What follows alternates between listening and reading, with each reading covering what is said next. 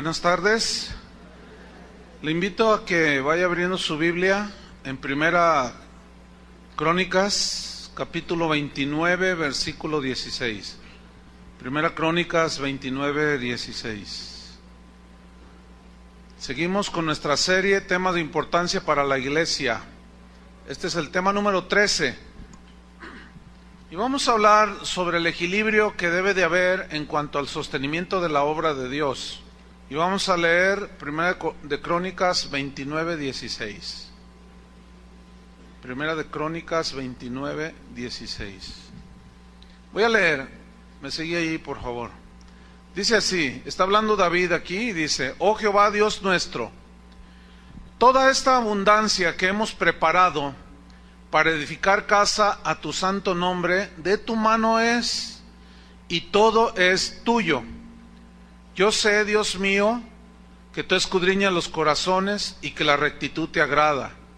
Por eso yo, con rectitud de mi corazón, voluntariamente, te he ofrecido todo esto.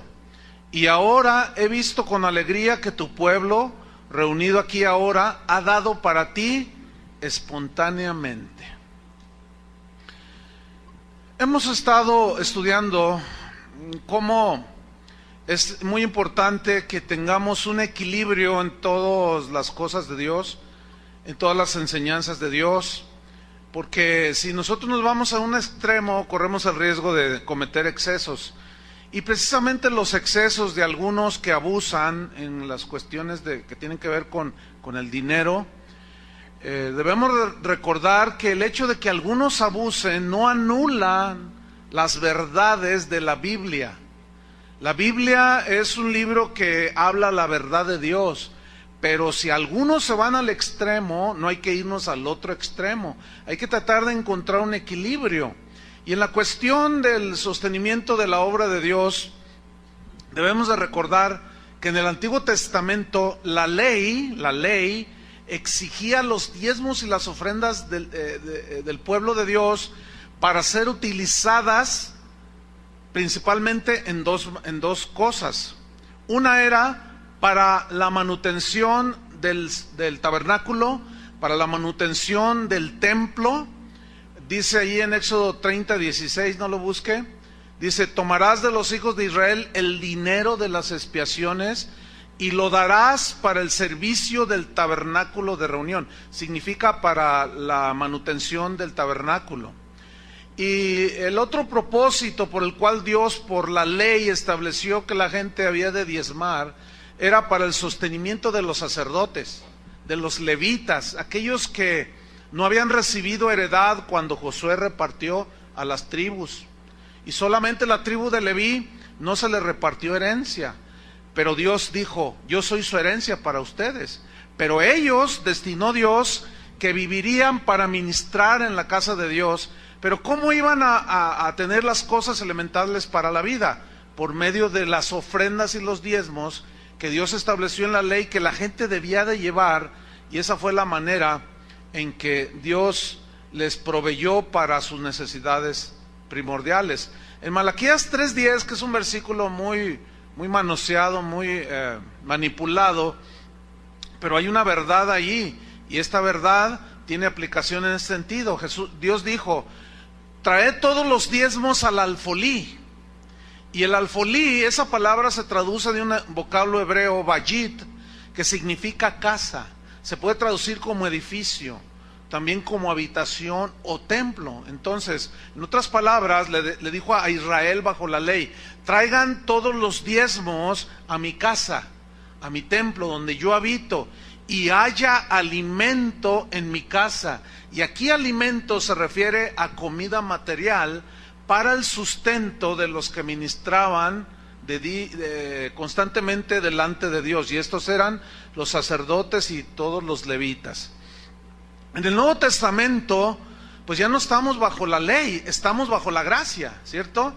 Y la gracia nos hace ser generosos con la obra de Dios, porque ya no estamos bajo la ley del diezmo, estamos bajo una ley muchísimo más alta, muchísimo más grande, que demanda todo, aunque no damos todo, porque si no, entonces ¿cómo vamos a vivir?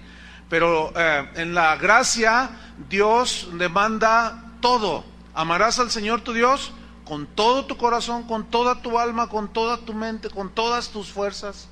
Entonces, bajo la gracia, cada uno da según haya prosperado. Eso lo estudiamos hace 8 días. Bajo la gracia, sembramos generosamente, porque sabemos que si lo hacemos así, generosamente también cosecharemos. Esa es una verdad. Bajo la gracia, el cristiano da, pero no da por tristeza, o por necesidad, o por obligación, porque tengo que hacerlo. No, porque bajo la gracia debemos de saber que Dios ama, ¿a quién? Al dador alegre. Y entendemos pues que el diezmo en la ley era la expectativa mínima que Dios esperaba de su pueblo para el apoyo del ministerio, del tabernáculo o del templo.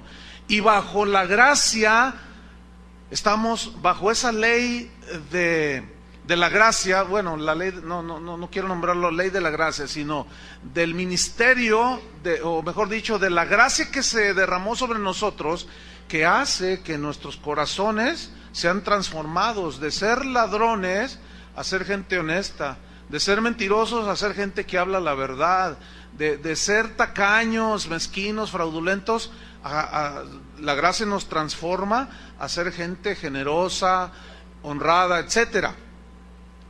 De esa generosidad precisamente que la gracia nos transforma para dar, es que de allí precisamente Dios ahora en el Nuevo Testamento ha delegado o ha dejado escrito allí que esa es la manera en que Él decidió que la extensión del Evangelio, que su obra funcionara. Vamos a 1 de Crónicas 29, 16.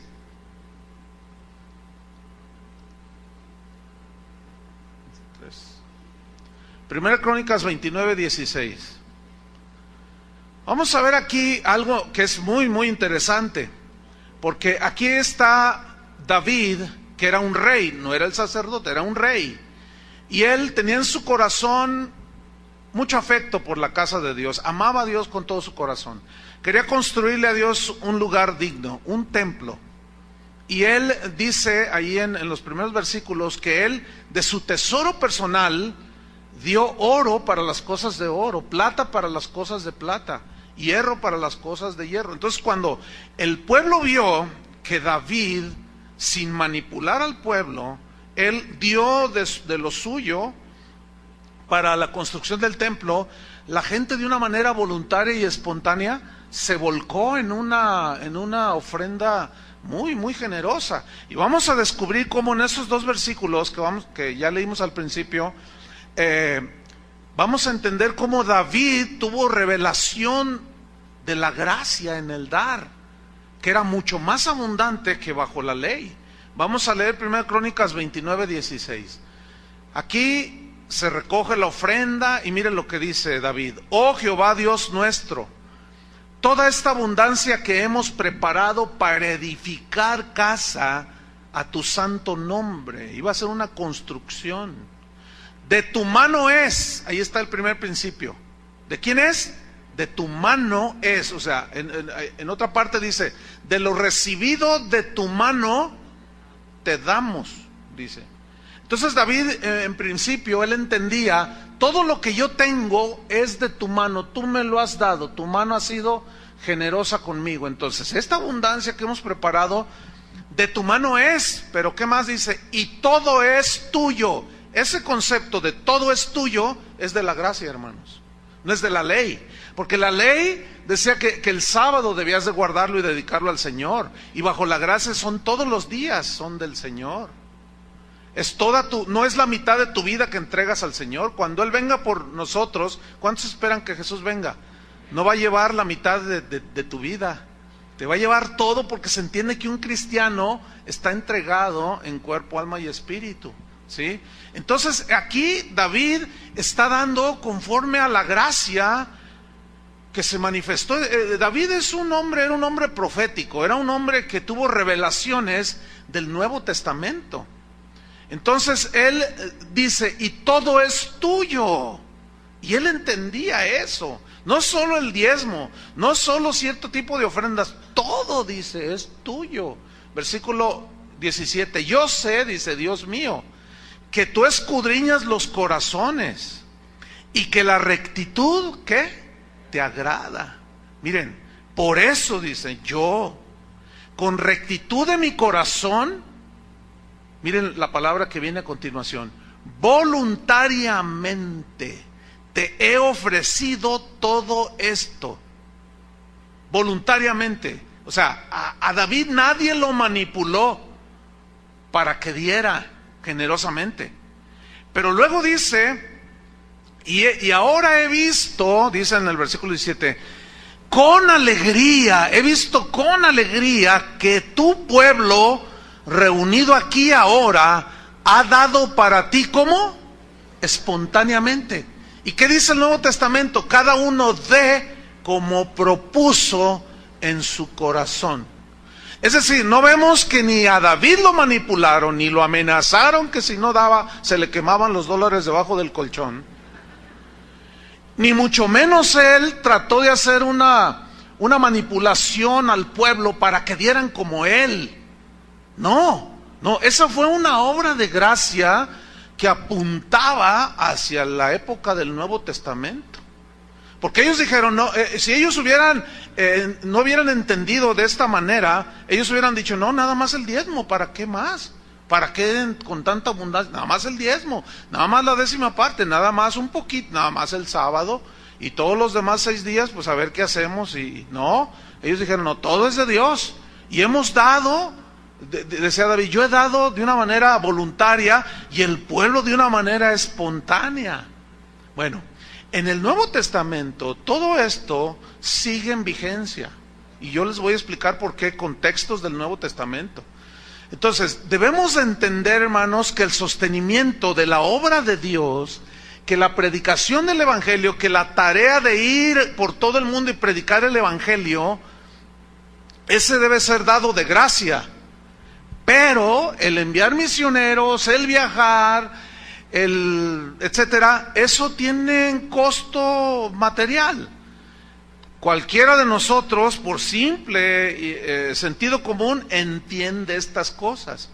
Cuando Pablo viajaba y tomaba barcos para viajar a otros lugares, él tenía que pagar el importe del boleto.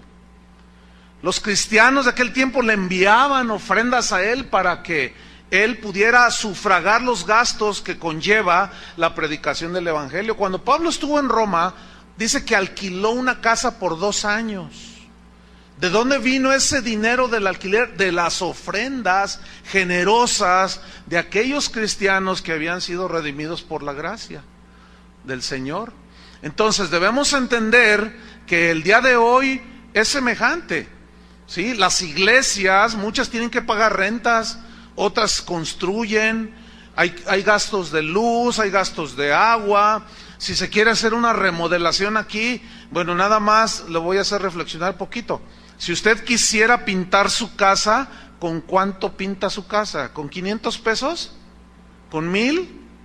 ¿Con 2000? Bueno, nada más multiplique por 50 veces esto, o más, ¿verdad? O sea, y la pintura no la regalan, no llega uno allí con la prima de prisa, ¿verdad? Oiga, pues esto es para el Señor, ¿no? Pues también el Señor paga.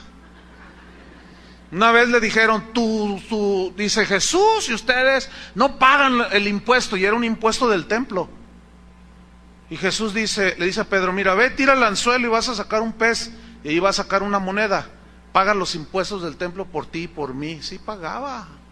Él sabía que el templo se sostenía con las ofrendas.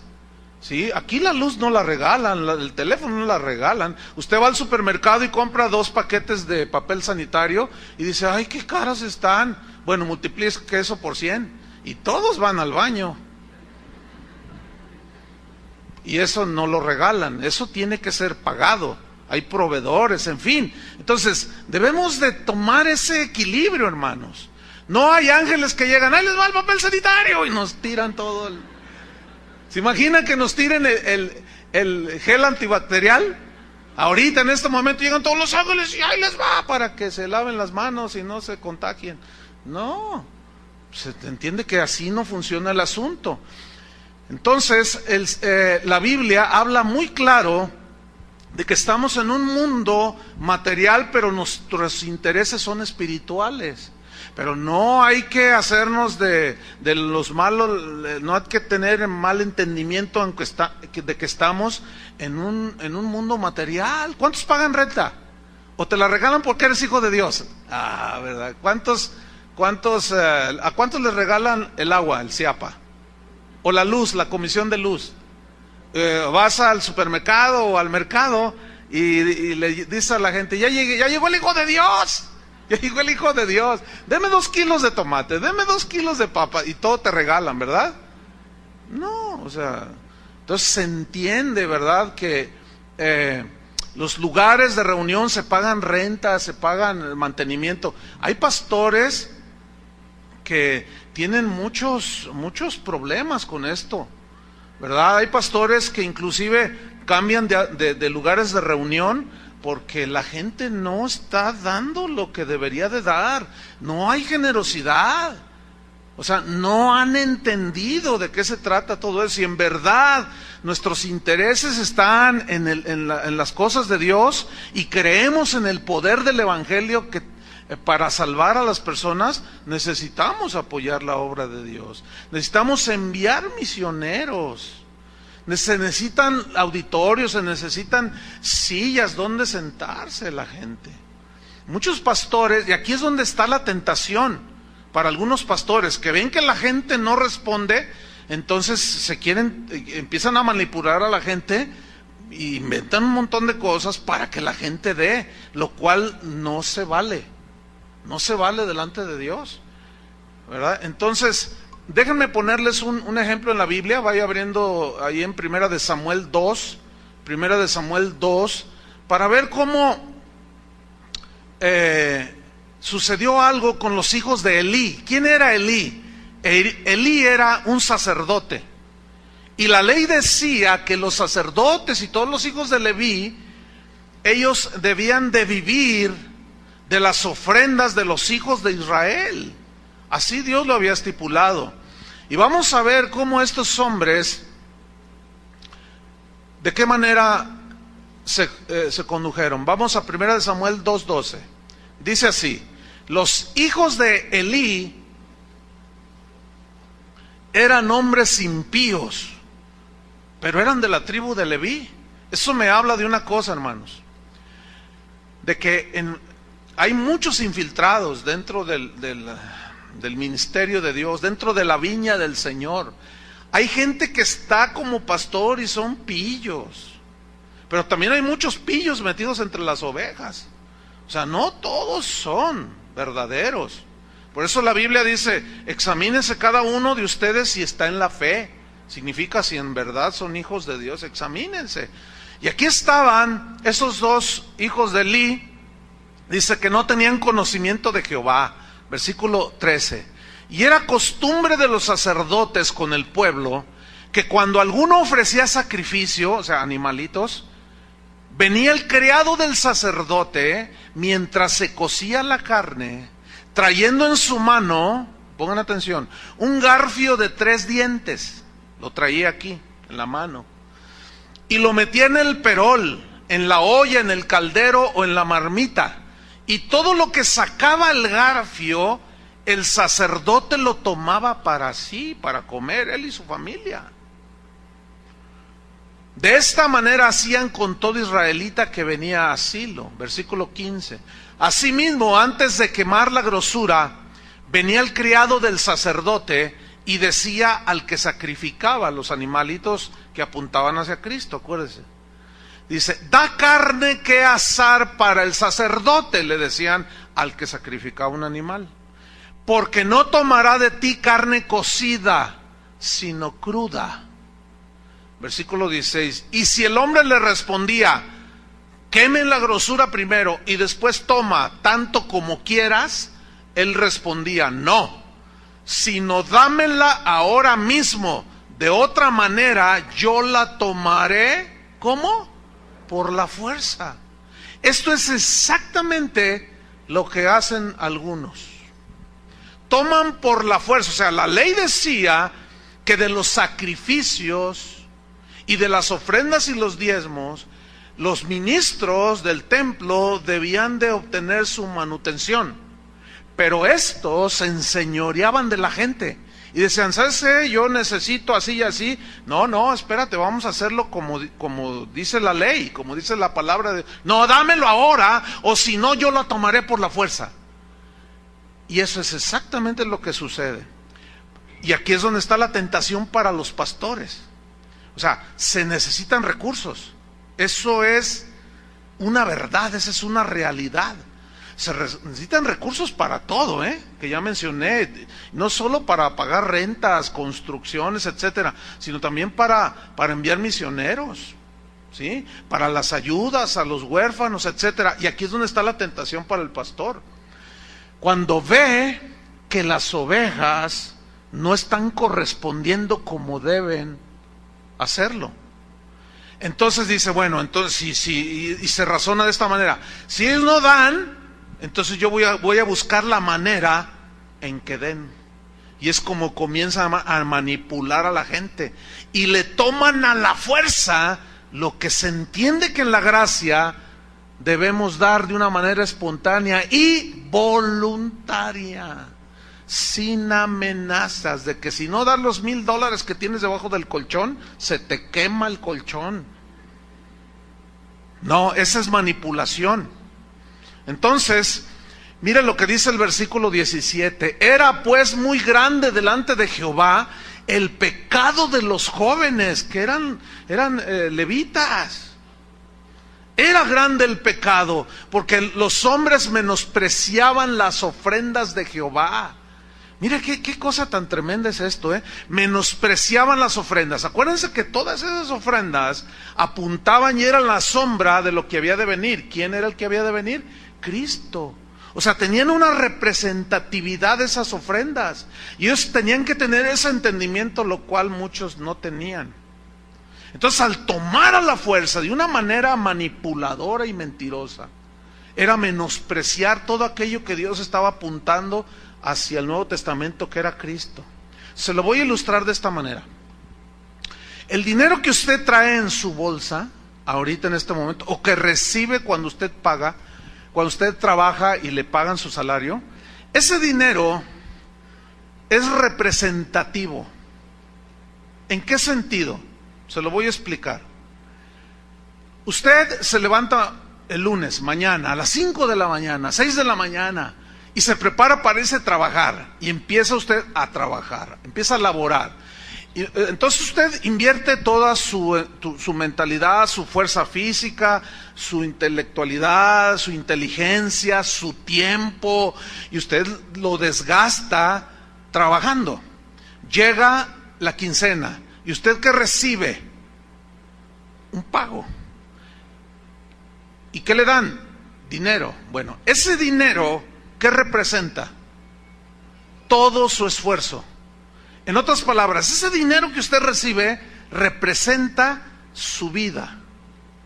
Pongan mucha atención a esto que estoy diciendo. Representa tu vida. Entonces tú tomas ese dinero, vas a tu casa, le compras comida a tus hijos, y el hecho de alimentarlos y sostenerlos, les estás dando ¿qué? ¿Dinero o tu vida? Tu vida, no les estás dando dinero. Les estás dando tu vida que invertiste. Por eso, pongan atención, precisamente porque el dinero representa tu vida, es un pecado grave delante de Dios que una persona que invierte su vida, sus fuerzas, recibe dinero y va y se lo gasta en una borrachera. Está robando a sus hijos, está desperdiciando su vida porque está malgastando el dinero. Aquel que va con ese dinero que representa su vida, y con ese dinero paga la renta, paga la comida de su familia, y va y se lo gasta con drogas, va y paga una prostituta. Eso es de lo peor que puede hacer un ser humano con su vida. Gastar el dinero de esa manera. Porque el dinero representa tu vida. Ok, pongan atención. Cuando usted da para el servicio de la obra de Dios, ¿qué estás dando? ¿Dinero o parte de tu vida? Parte de tu vida, ¿sí o no? Bueno, al dar parte de tu vida sería una injusticia y un pecado grave que nosotros los pastores malucemos ese dinero. ¿Me está entendiendo? Es un pecado grave delante de Dios. Se supo de un pastor que tenía un perro muy fino, esto sucedió en los Estados Unidos, y le puso aire acondicionado al perro. ¿Y eso qué fue? Con el dinero de las ovejas. Eso, mis queridos hermanos, es un exceso y es un pecado, cuando de seguro había gente que no tenía para comer un par de días, pero el perro sí vivía mejor que, ¿verdad? Por gracia de Dios, entiendo que decía el pastor. Pero no, hermano, no se puede despilfarrar el dinero que la gente da en la iglesia o en las iglesias. Es un pecado grave. Se tiene que usar con integridad, se tiene que usar con transparencia, se tiene que usar en lo que se tiene que usar. Todo lo demás es corrupción y es abuso. Entonces imagínense que la gente le toman parte de su vida sacándole el dinero y luego lo usan en excesos. Imagínense, bueno, hay pastores que se compran autos de $150,000. Estamos hablando casi 2 millones de pesos. Y tú dices, pero, ¿sí? ¿Sí? Y ellos dicen que es la prosperidad de Dios. No, ese es un abuso. No se puede malgastar de esa manera la vida de las personas. Entonces, fíjate, cuando tú das, representa parte de tu vida. Ahora, si ese dinero se utiliza bien, y por ejemplo, enviamos misioneros, como tenemos misioneros en varias partes, y enviamos, y con ese dinero que todos damos, se sostiene la vida de un misionero, ¿qué estás haciendo tú? Tú diste parte de tu vida. Miren, a los misioneros que hemos enviado, yo se los digo de frente. Yo les digo, tienes que trabajar en la obra de Dios. Tienes que ser íntegro, tienes que dar todo para la predicación del evangelio. ¿Saben? Esta ciudad tenía fama le decían a esta ciudad el paraíso de los misioneros. Porque hubo un tiempo en que de Estados Unidos se enviaban un montón de misioneros aquí a Guadalajara. ¿Por qué le decían el paraíso de los misioneros? Porque es una de las ciudades más bonitas del país. Y tenía en porcentaje el mayor número de misioneros en aquí en esta ciudad, enviados de los Estados Unidos. Pero se la pasaban en Manzanillo, se la pasaban en Puerto Vallarta, se la pasaban en Chapala, siempre andaban pescando en los ríos. O sea, se daban una vida, y no hacían nada. Una vez uno de esos llegó y ¿me dejan congregarme aquí con ustedes mientras yo predico? Sí, cómo no. Y empezó a tomar fotos y les envió a aquellos hermanos donde lo sostenían, diciendo que esa era la iglesia que él estaba levantando. Hagan un favor, hermanos. Y los otros hermanos bien contentos. Ay, hermano, tampoco ya tienes tanta gente. Y no, necesito que me manden más. Y le mandaban más y le mandaban. No. Miren, esos abusos, hermanos, desgraciadamente se han dado, se seguirán dando, pero eso no anula, hermanos, que hay verdades en la Biblia. Entonces, cuando usted da, no está dando dinero, está dando parte de su vida. Mientras no entendamos eso, mire, ustedes han visto historias como esta, ¿no? Que se está quemando una casa. Entonces, alguien grita allí que está atrapado. Bueno, siempre habrá gente que no le importa. Hace poco yo vi una noticia de un hombre humilde, sencillo, un albañil, que creo que rescató de una casa que se estaba quemando, rescató a una niña, y todo el mundo decían, es un héroe, es un héroe. Y lo entrevistaron en el Canal 13, y le dijeron, la gente dice que tú eres un héroe. Y dice, no, yo soy un albañil, dice, yo no soy un héroe. ¿Pero por qué lo hiciste? Pues por humanidad. pues es que ¿cómo iba a permitir que una niña se estuviera quemando? Oye, pero arriesgaste tu vida, te metiste en medio de las llamas, tomaste la niña y saliste corriendo. Pues es que no podía dejar que la niña se quemara. O sea, ahí se ve un corazón totalmente dispuesto a dar su vida. ¿Cómo creen que estaban los padres de esta niña? Eternamente agradecidos. Bueno, Jesús dio todo por nosotros, hermanos. Nosotros, dice en 1 Juan, que debemos de dar nuestra vida por los demás. Y cuando nosotros damos, fíjate bien cómo es la mecánica aquí.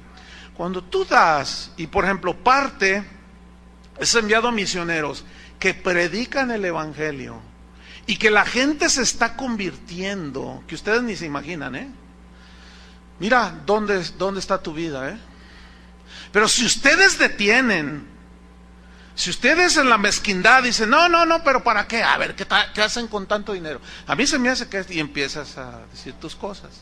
Entonces, estás prejuiciado. Ok, yo entiendo, a lo mejor no tienes confianza por tantas cosas que has visto, pero escúchenme bien, hermanos. Cada quien va a dar cuentas a Dios de todo lo que se haga en el reino de Dios, ¿sí o no? Mire, 1 Timoteo 5:17, búsquelo ahí. 1 Timoteo 5:17.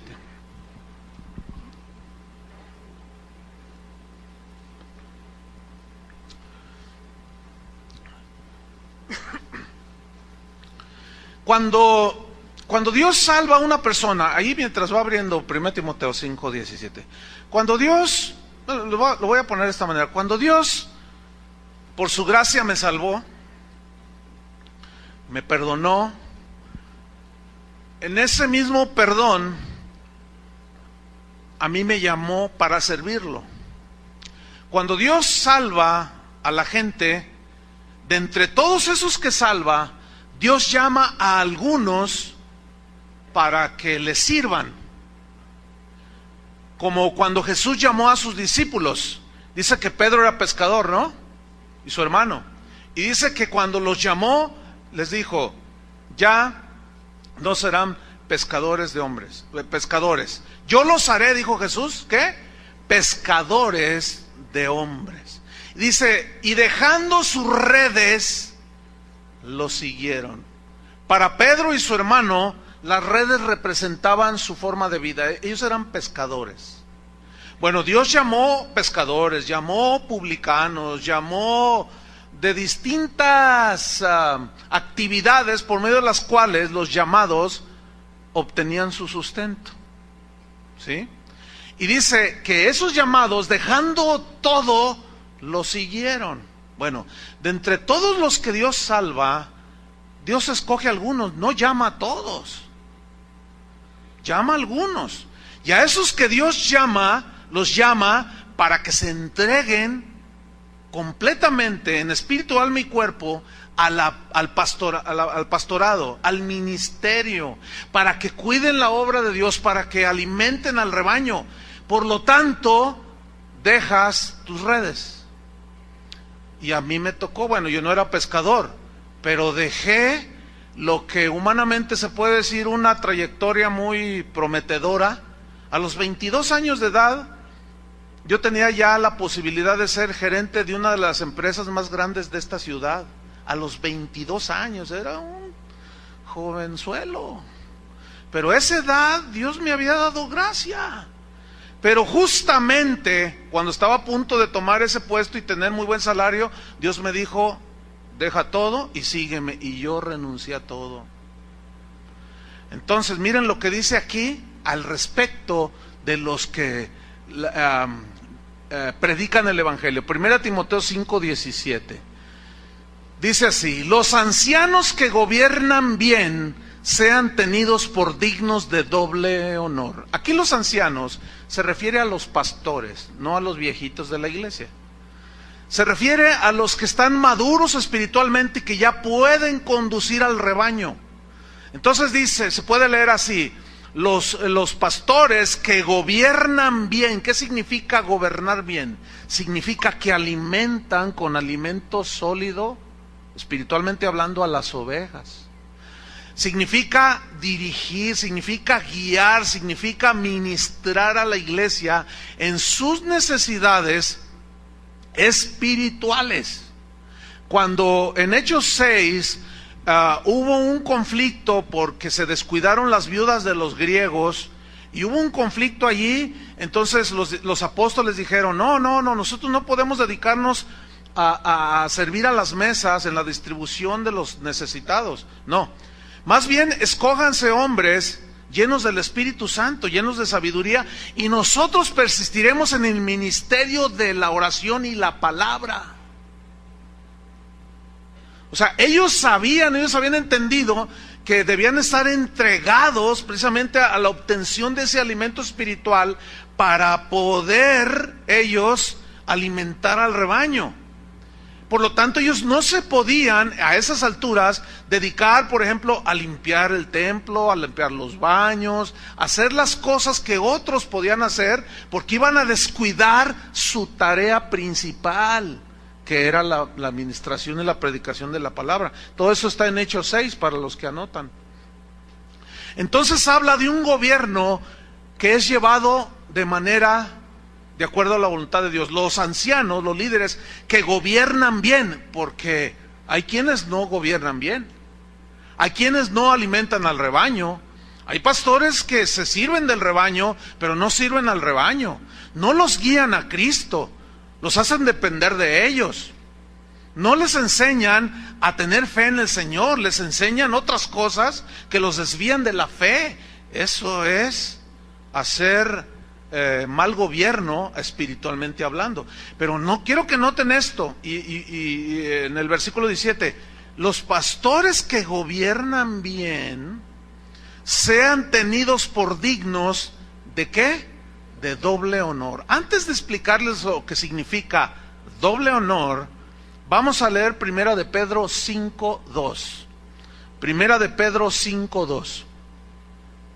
Ponga una señal ahí en su Biblia, doble la hoja porque vamos a volver a 1 Timoteo 5:17.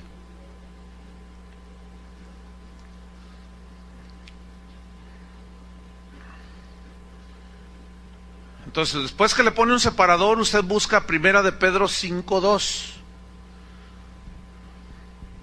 Esto que vamos a leer a continuación es una instrucción del apóstol Pedro, es una instrucción apostólica para los pastores. O sea, en este caso es para mí y para los pastores de esta congregación y de todas las congregaciones cristianas. Ok, 1 de Pedro 5:2 dice así: apacentad la grey de Dios que está entre vosotros. Apacentar es alimentar, cuidar, guiar, dirigir, amonestar, disciplinar a la grey de Dios. En eso consiste el discipulado, ¿sí? Apacienten la grey de Dios que está entre vosotros. Y luego nos sigue dando instrucciones a los pastores, cuidando de ella. ¿De qué manera se cuida a una congregación? Enseñándoles la palabra de Dios para que sepan cómo defenderse de los ataques de Satanás, del mundo, de ustedes mismos. Para enseñarlos a discernir entre lo bueno y lo malo, lo puro y lo impuro. Corrigiéndolos, amonestándolos, predicando la palabra a tiempo y fuera de tiempo, redarguyendo. Eso es cuidar su vida espiritual. Y eso nos corresponde a los pastores, cuidando de ella. Pero mira la instrucción que sigue a continuación: no por fuerza, o sea, no porque tengo que hacerlo, que a mí Dios me llamó, pero ese llamamiento que yo recibí, tengo que hacerlo para agradar a Dios. Yo no puedo decir, ay, es que tengo que ir el domingo, tengo que ir este domingo a predicarles, ay, yo quisiera estar aquí descansando y luego ver el partido de las Chivas. Pero tengo que ir. No, espérame, pastor. El Señor va a decir, no, a ver, espérame. No. Tú me vas a servir de buena gana o no me sirvas. Estés cansado como sea, no por fuerza, dice, sino ¿cómo? Voluntariamente. ¿Notan que ese voluntariamente ya es bajo la gracia? ¿Cómo se da? voluntariamente y según hayamos prosperado y según propongamos en el corazón. Entonces, mi servicio de cuidarlos a ustedes tiene que ser una obra de la gracia que me capacita para ser pastor. ¿Entienden? Entonces miren, todos los días yo le digo al Señor, dame tu gracia, necesito tu gracia. Que la gracia en este sentido es la capacidad que Dios da para enfrentar tantas cosas, hermanos. Para darnos palabra, para aconsejarlos a ustedes, cómo orar por la necesidad. O sea, necesitamos la gracia de Dios. Entonces dice, háganlo voluntariamente, dice Pedro, pero luego añade, no por ganancia deshonesta. O sea, decir, ay, voy a hablar y les voy a hablar bonito. Y en medio de la predicación les voy a sacar el dinero, dice Pedro. No, momento, espérame, no. Ganancia deshonesta, manipulación y esas cosas, con los verdaderos siervos de Dios, no, así no es. Ahora, dice ganancia deshonesta, pero el texto implica que entonces hay una ganancia honesta. A ver, ¿el dinero que tú traes en tu mano fue ganado de manera honesta?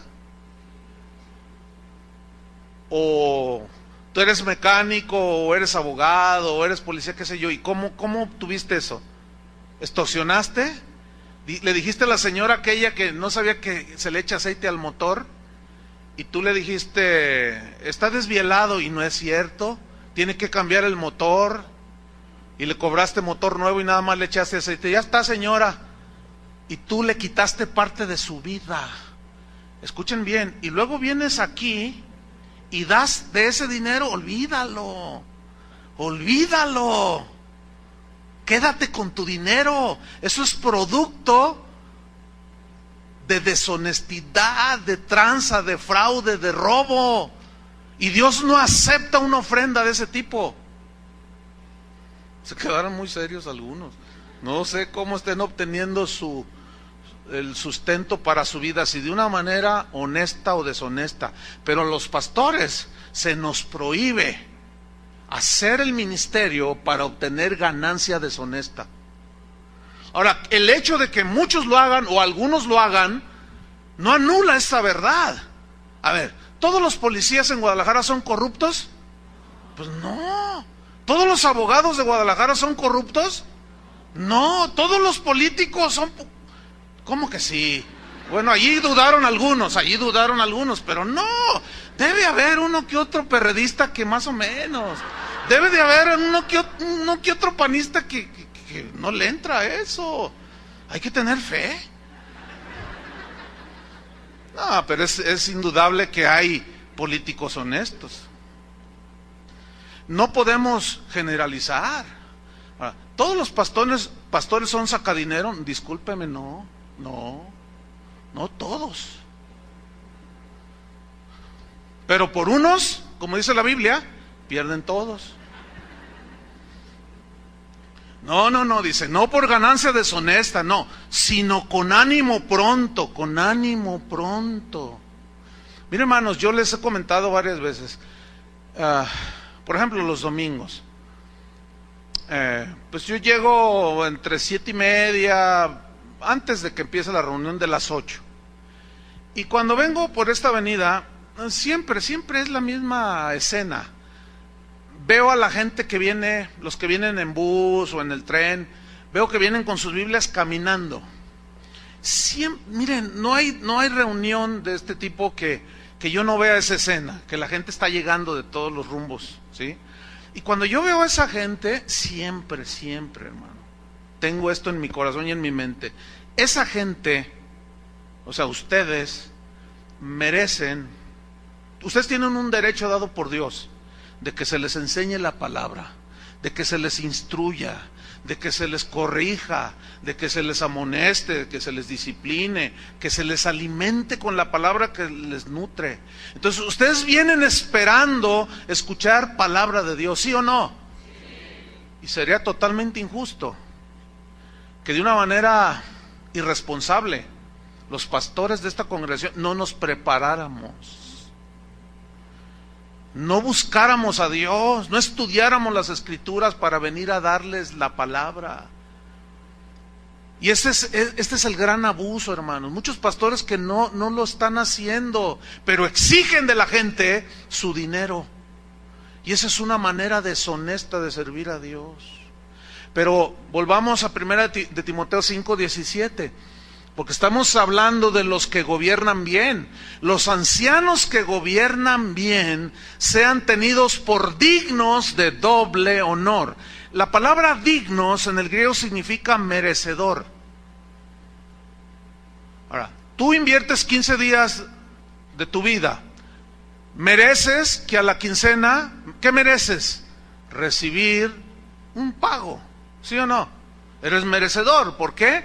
No es una gracia, no es una dádiva, es una deuda que el patrón tiene contigo porque tú invertiste tu vida. Ahora, si tú eres el patrón, pónganme atención.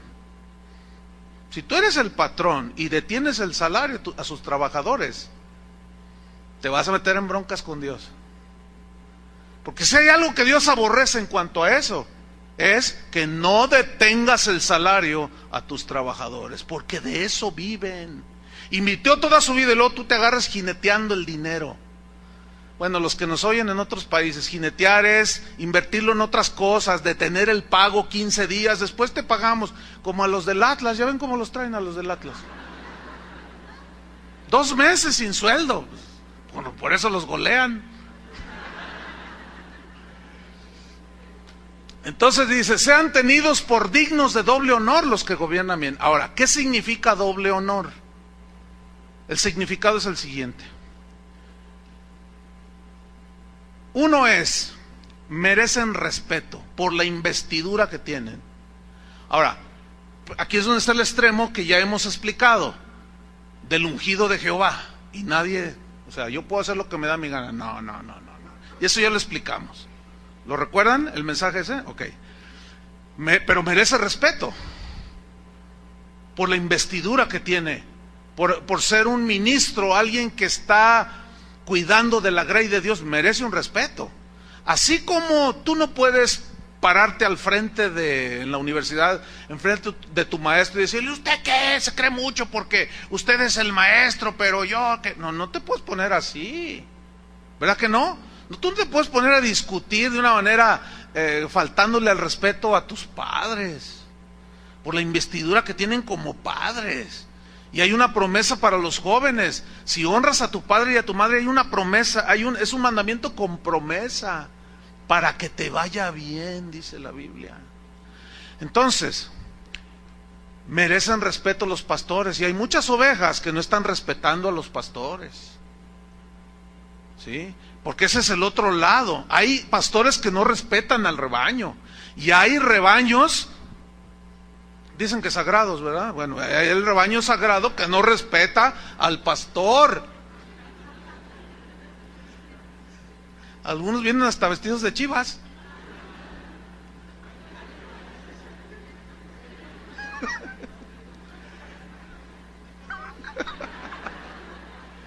Bueno, no, respeto. O sea, usted no puede venir con cualquiera de los pastores y ponerse al tú por tú. Si necesita una explicación o demanda algo, tiene que hacerlo con respeto. Eso es lo que la Biblia dice. Ahora, si nosotros abusamos de usted, si nosotros no los alimentamos, no los dirigimos hacia Cristo, bueno, pues hemos perdido el respeto suyo. Pero si no, los que gobiernan bien, esa calificación ya la da la misma gente, ¿sí? Pero aún así no da lugar para faltarles al respeto. Ese es uno de los significados de doble honor. El otro honor se refiere al sostén económico de los que ministran en la casa de Dios, para él, para su esposa y para sus hijos. Vamos a seguir leyendo.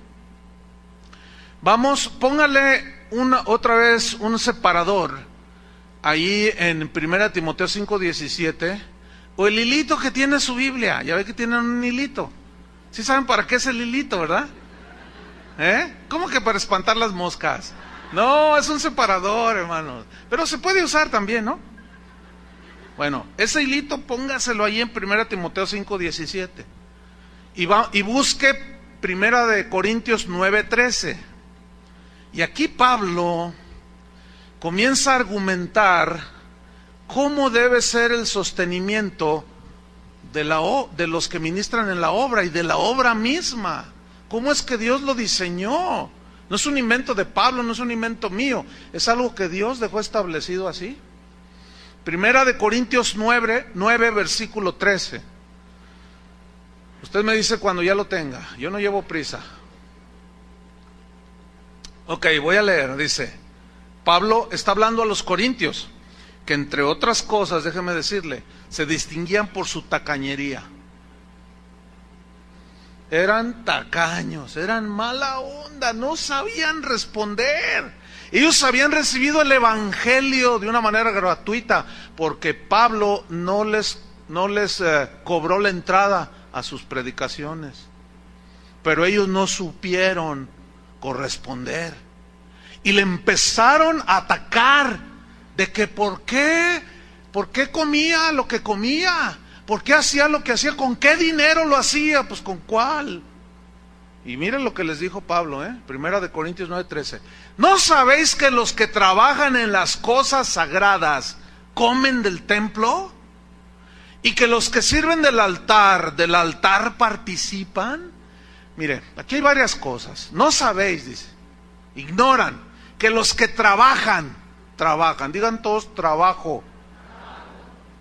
¿Qué pasaría si yo les preguntara, ¿tú en qué trabajas? No, pues soy abogado. Y yo te dijera, ay, sí, le haces al loco. O ¿tú en qué trabajas? No, yo soy supervisor en una fábrica aquí de la Honda. Ay, sí, le haces al loco.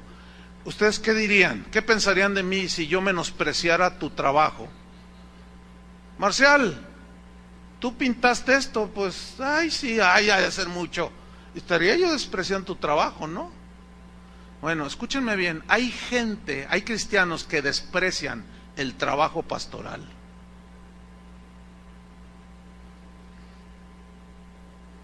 Ay, sí, se la ha de pasar orando ahí con los angelitos. No, espérame. No, usted no sabe, no entiende. Los pastores esos no hacen nada, son unos zánganos. Dice, bueno, escúcheme, hay algunos zánganos, pero no todos somos zánganos. Mi día comienza a partir de las 5:30 de la mañana hasta la 1:30 o 2 de la mañana que me duermo. Yo no tengo horario. Si se le ocurre a un hermano morirse a las 2 de la mañana y la señora me habla, pastor, mi esposo se está muriendo, yo no le digo, llame a mañana a las 10, ahorita estoy fuera de horario. No, nosotros no tenemos horario. Ustedes sí tienen un horario, ¿o no? Hay un doctor aquí que nos revisa, es el doctor Barbosa, él es ahí se me fue, cardiólogo. Entonces, cuando alguno de nosotros de pronto ahí anda con sus, que le da el tamafat, dice, ¿saben una cosa? Ustedes, todos los pastores aquí de Casa de Oración, necesitan tomarse su tiempo también de descanso. Y la gente, yo a veces le digo, y la gente dice que los pastores no trabajan. Una vez al hijo de mi hermano le preguntaron, los chiquillos ahí en la escuela, se estaban hablando el uno al otro, y dicen, ¿qué trabaja tu papá? Mi papá es doctor, mi papá es esto, mi papá es lo otro. Y le preguntaron al Obi cuando era chiquito, ¿y tu papá qué? No, mi papá no trabaja, es pastor. No, pues allí abundaste, Obi, ¿dónde estás, Obi? No, pues allí le echaste tierra a tu papá. ¿Cómo que no trabaja, es pastor? Y hay un concepto muy, muy mal entendido. ¿Saben qué significa la palabra trabajar en el griego? Pongan atención. Es la palabra griega agonizomai. Habla de trabajar hasta el cansancio extremo. Ustedes no saben. Pero si algún día, si se pudiera, Señor, mete al hermano aquel en mis botas. Un día nada más para ser misericordioso. Les da un infarto a algunos. Tienes que lidiar, no te imaginas.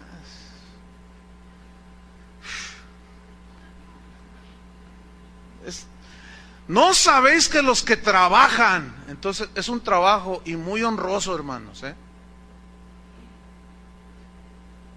el que Dios haya llamado, en lo personal, que Dios me haya llamado y me haya sacado de un trabajo productivo, sí, pero que me haya llamado para servirle a Él. Para mí eso es de mucha honra, hermanos. Pero si algunos no lo saben apreciar, bueno, ese es problema de ellos. Mi trabajo, parte de mi trabajo es enseñarles esto. Entonces dice, no sabéis, porque algunos no saben, que los que trabajan en las cosas sagradas. ¿Qué son las cosas sagradas? No necesita explicación. En las cosas de Dios, en lo que tiene que ver con el ministerio. ¿No sabéis que los que trabajan en las cosas sagradas comen del templo?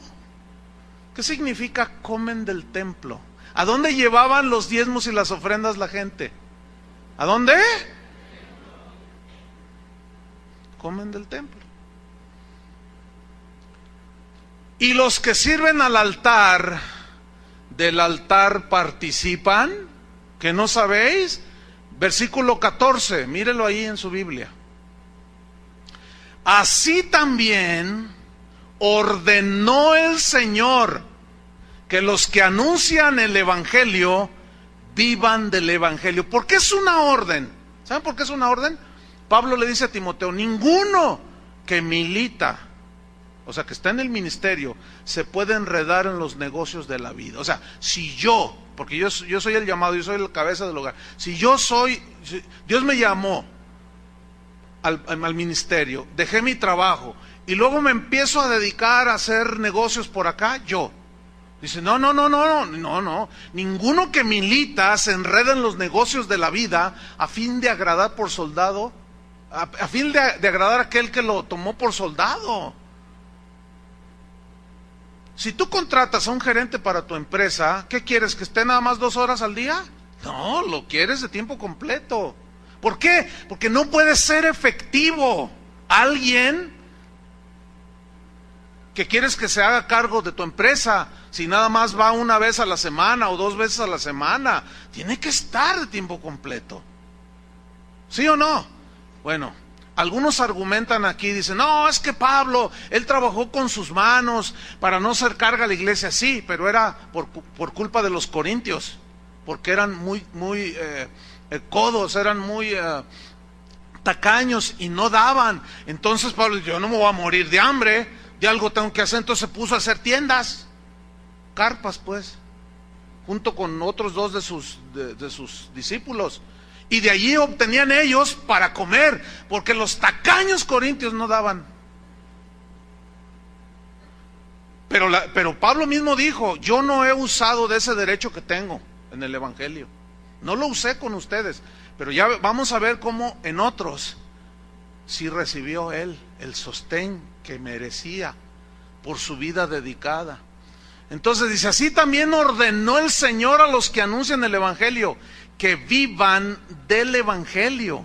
En Gálatas 6:6 no lo busque, dice, el que es enseñado en la palabra, haga partícipe de toda cosa buena al que lo instruye. ¿Qué significa esto? Le voy a leer el mismo versículo en otra versión. Dice, el que está aprendiendo el mensaje de Dios debe compartir lo que tiene con el que le está enseñando. Y aquí habla de compartir el alimento, compartir para las necesidades que todos los seres humanos tenemos. Usted eventualmente se toma unas merecidas vacaciones, ¿sí o no? Sí, pues también nosotros eventualmente necesitamos unas. Sí. ¿A ustedes les gusta estrenar un par de zapatos? Pues eventualmente a nosotros también. ¿Sí? ¿O qué creían? ¿Ah? ¿Les gusta ir a celebrar su aniversario de bodas a un buen restaurante con tu esposa? ¿Sí les gustaría, varones? Yo también tengo una. Y me gustaría también. Pues, oiga, es que hay gente que tiene unas ideas que hacen pensar como que ellos piensan que somos marcianos, que somos alienígenas. Ay, una vez a uno de mis hijos, cuando andábamos allá en Argentina, le preguntaron: oye, ¿y qué se siente ser el hijo de Chuy Olivares? Pues nada. ¿Por qué? Fíjate cómo el concepto de la gente, ¿no?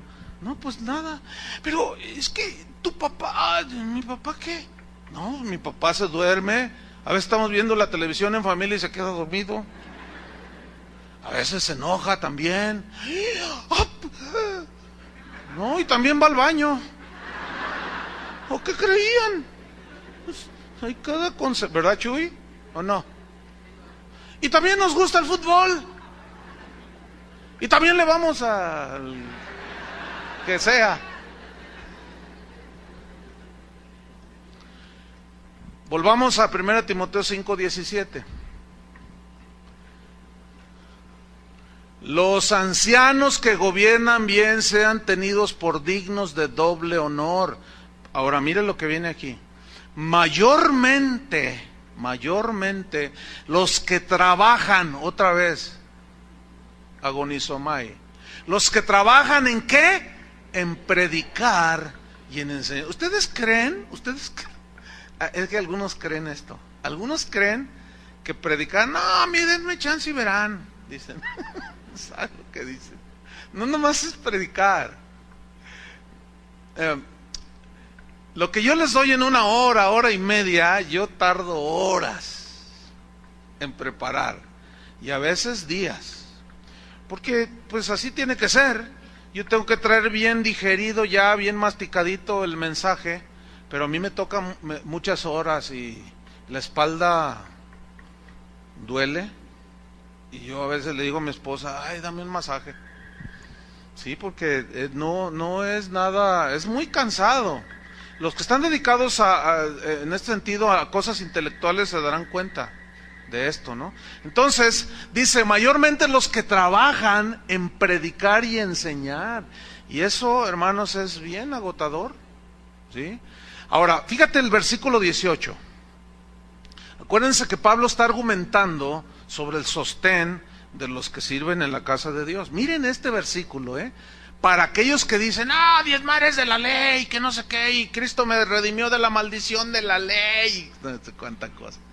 1 Timoteo 5:18 dice, pues la escritura dice, no pondrás bozal al buey que trilla. Ahora, Pablo citó la ley, hermanos.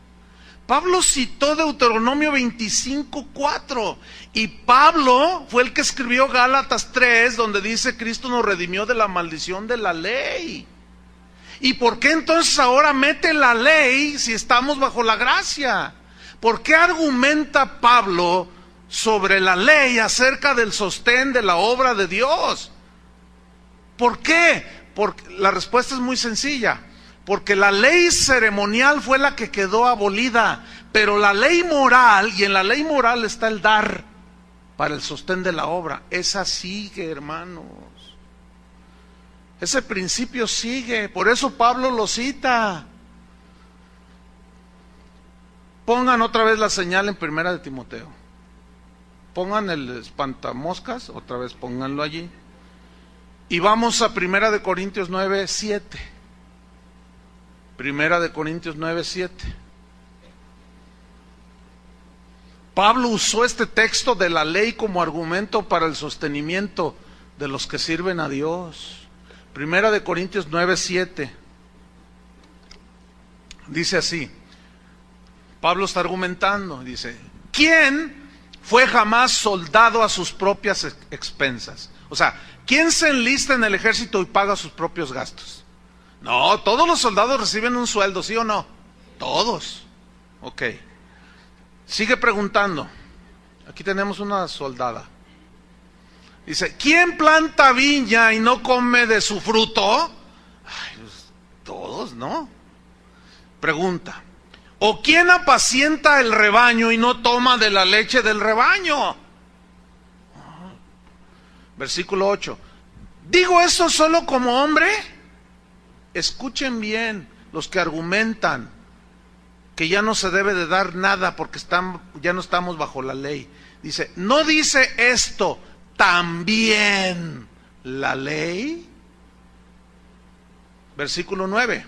Porque en la ley de Moisés está escrito, no pondrás bozal al buey que trilla. ¿Qué significa esto? El buey es un animal de trabajo muy fuerte. Y a ellos les ponían las yuntas encima.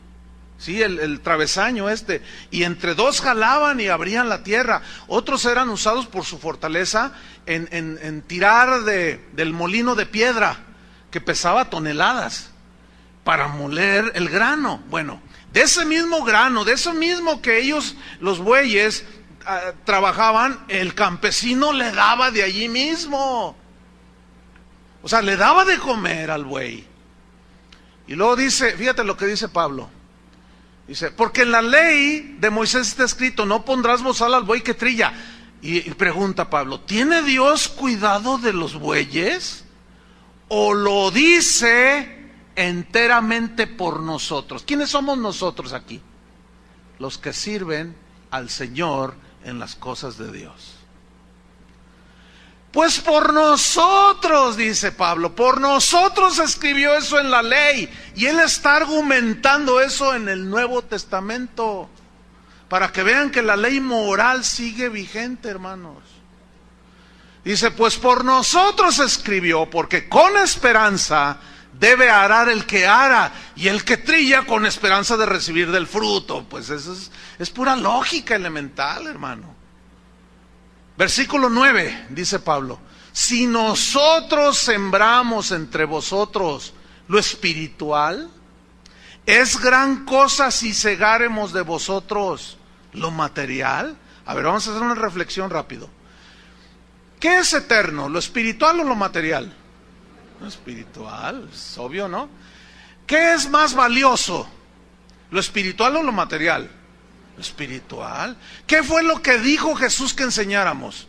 ¿De cómo tener lo material o lo espiritual? Porque lo espiritual es eterno.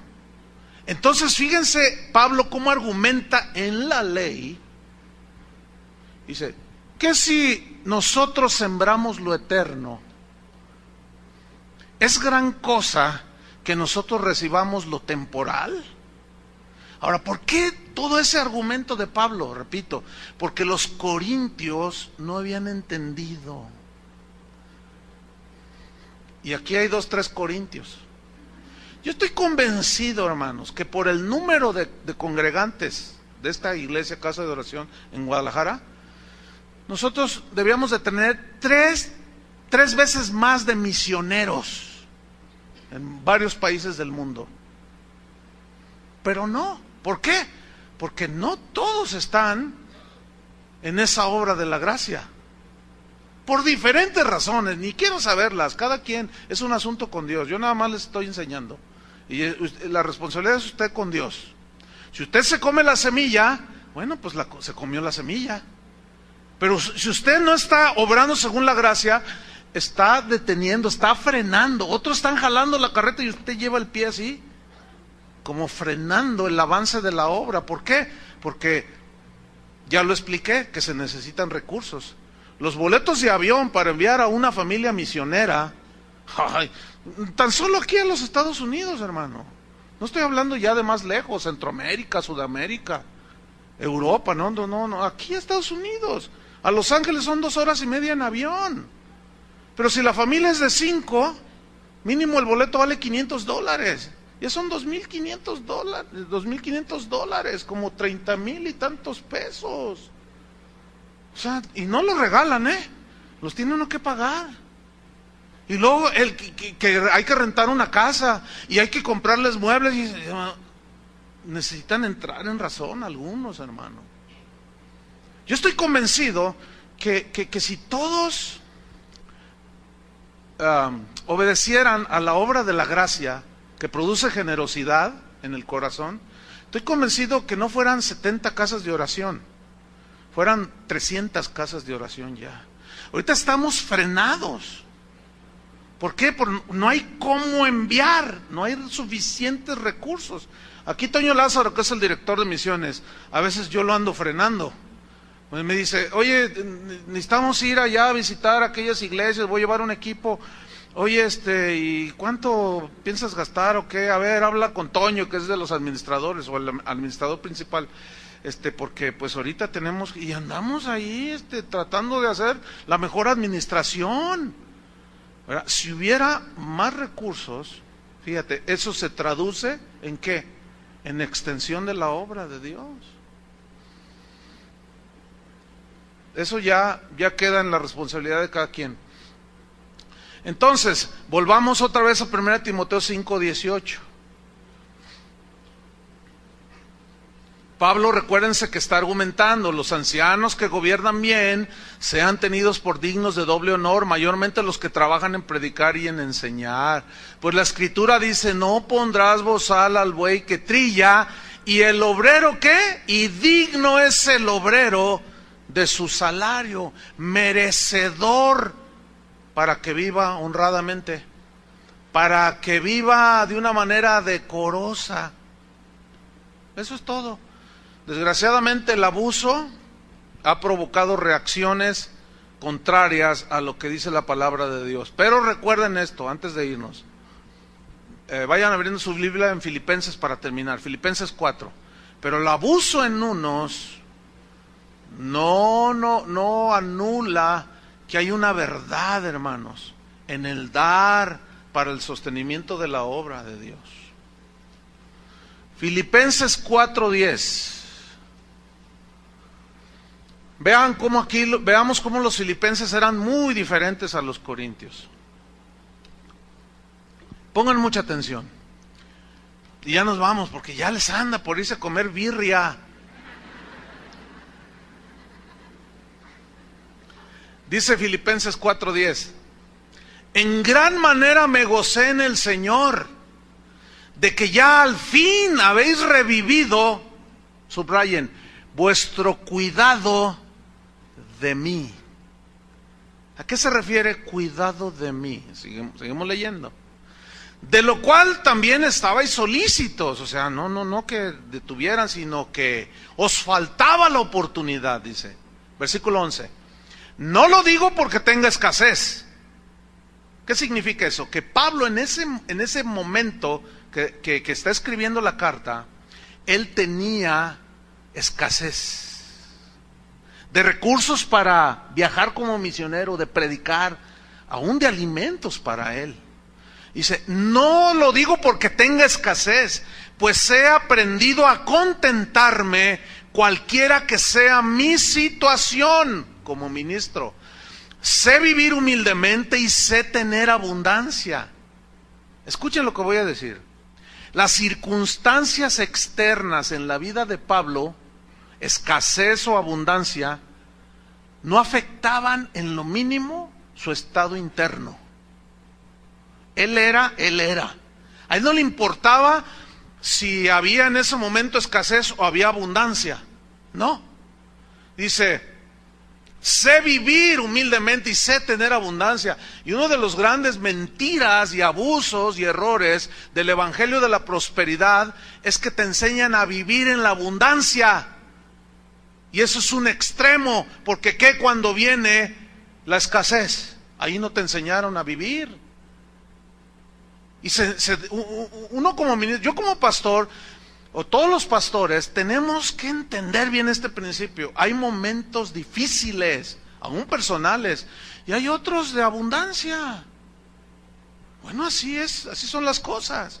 Los primeros 8 años de que se fundó esta congregación, los primeros 8 años no fueron nada fáciles, hermano.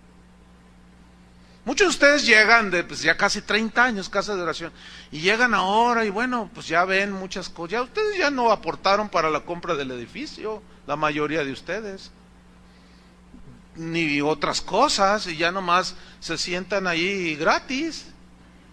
Pero otros sí dieron su vida, ¿verdad? Entonces, muchos de ustedes no saben cómo fue al principio, pero fue bastante difícil. Iniciamos en la casa de Chuy. Acabamos con los muebles de doña Engracia. Y por una obra de gracia decidimos, nunca he dicho esto, pero lo voy a decir, decidimos apoyarle con alguna cantidad mensual hasta que se la lleve el Señor. Pero eso salió de nosotros. Ella abrió su casa y acabamos con los muebles. ¿Por qué? Porque las reuniones allí eran todos los días. ¿Quién quiere prestar su casa? Para los que argumentan, que en casas, ay, no saben lo que dicen. Bueno, sí, en casas está bien, pero no son algo tan fácil. Y no fue nada fácil, hermanos, al principio, difícilmente. Algunos dirán, qué exagerado. No, lo que pasa es que no saben, o no quieren entender. Pero difícilmente podía ir siquiera a una taquería. Pero nosotros no nos quejábamos, y los que Dios empezó a llamar no nos quejábamos, y seguimos sin quejarnos y sin exigir. Sin exigir. ¿Por qué? Porque eso no es nuestro. A mí Dios me dijo, tú ocúpate de lo mío y yo me ocupo de lo tuyo. Bueno, Pablo decía, yo sé vivir humildemente y sé tener escasez. Miren lo que dice el versículo 12. En todo y por todo estoy enseñado, así para estar saciado como para tener hambre, así para tener abundancia como para padecer necesidad. Todo lo puedo en Cristo que me fortalece. Qué tremendo, Pablo. Si yo puedo vivir cualquier situación. Versículo 14. Sin embargo, dice, ese sin embargo es muy importante, dice, bien hicisteis en participar conmigo en mi tribulación. Había una necesidad ahí en la vida de Pablo. Y sabéis también vosotros, oh filipenses, que al principio de la predicación del evangelio, cuando partí de Macedonia, que no fue gratis tampoco, ninguna iglesia participó conmigo en razón de dar y recibir, sino solo vosotros, o vosotros solos. ¿Qué significa razón de dar y recibir? Yo les di el evangelio gratuito, yo nunca les cobré un centavo. Yo les di y ustedes me dieron lo material. Ninguno participó en eso, sino solo vosotros. Versículo 16. Pues a una Tesalónica, ya esta es otra región, me enviasteis una y otra vez para mis necesidades. Yo ahorita no estoy en una posición de decirles a ustedes, ¿saben cuáles son mis necesidades? Porque están suplidas, hermano, y de una manera abundante. Pero no solo por lo que Dios a través de la generosidad vuestra, como dice Pablo, por cosas del evangelio, conozco mucha gente en muchos lugares. Es más, hay gente que nos escucha por internet. Hay gente bien generosa, hermanos. Hay gente que yo ni conozco siquiera, que en mi vida he visto. Y a veces me llaman por teléfono, o a veces me escriben un correo. Y a veces me dicen, pastor, yo tengo algo, quiero hacer algo en mi corazón. Dios me puso en mi corazón hacer algo. Yo quiero darle a usted, y son bien generosos. Dios ha tenido a bien así hacerlo. Bueno, pues gracias a Dios, ¿no? Entonces dice Pablo aquí, aún a Tesalónica me enviasteis una y otra vez para mis necesidades. Y no solamente sus necesidades fueron suplidas, fueron más allá. Mire, es continuo gente que me manda correos y dice, pastor, mire, yo vivo en tal país, y de un montón de lugares. Pastor, mire, hay gente que tiene propiedades. Alguien de allá de Europa me decía, pastor, yo tengo unas propiedades en Suiza. Yo lo invito. Un mes, yo le pago todo. Eso es generosidad, ¿no? Bueno, no creo que... Ahorita Dios no me ha dicho, vete un mes a los montes suizos, a los Alpes, no me ha dicho. Pues si me dicen, no me voy a negar. Pero mire, para terminar, dice, versículo 17, no es que busque dádivas, decía Pablo, yo no soy un santo pediche, Yo no busco dádivas de nadie, dice, sino que busco, ¿qué? Fruto que abunde en vuestra cuenta. Pero todo lo he recibido. Tengo abundancia. Estoy lleno, habiendo recibido de Epafrodito lo que enviasteis, o sea, el dinero que le mandaron para sus necesidades. Fue abundante, dice, olor fragante, sacrificio acepto, agradable a Dios. Mi Dios pues suplirá todo lo que os falta, conforme a sus riquezas en gloria, en Cristo Jesús. Ahí está la enseñanza de Pablo, de cómo se sostiene la obra de Dios, cómo debe ser, sin abusos, sin extremos, pero es una verdad en la Biblia. Que Dios nos ayude a tener equilibrio en esto. Amén. Y que la obra de Dios, el Espíritu Santo en su corazón, haga la obra de hacernos generosos. Oremos. Te damos gracias, Señor, por tu palabra, que siempre nos da luz para entender tantas cosas. Te pedimos, Señor, que sigas haciendo una obra de gracia, que sigas haciendo una obra en nuestro corazón, entendiendo que tu obra necesita los recursos que deben ser manejados con integridad, con honestidad, sin abusos. No tenemos que manipular a la gente, no tenemos que mentirles, fraudearlos para sacarles las ofrendas a la fuerza. Confiamos en la obra del Espíritu Santo, en la palabra que actúa en nosotros los creyentes. Señor, la tarea es muy grande, la necesidad en el mundo es muy grande para enviar misioneros, para seguir predicando el Evangelio, pero se necesita la generosidad de tu pueblo, Señor. En el nombre de Cristo Jesús, te damos gracias, Señor, esperando, creyendo que tú seguirás obrando en los corazones de los creyentes. Encomendamos a ti, Señor, la obra que tú nos has, donde nos has puesto, para que tú hagas la obra, Señor, y tú trabajes en nuestros corazones. En el nombre de Jesucristo te lo pedimos, te damos gracias. Amén. Que Dios les bendiga a todos.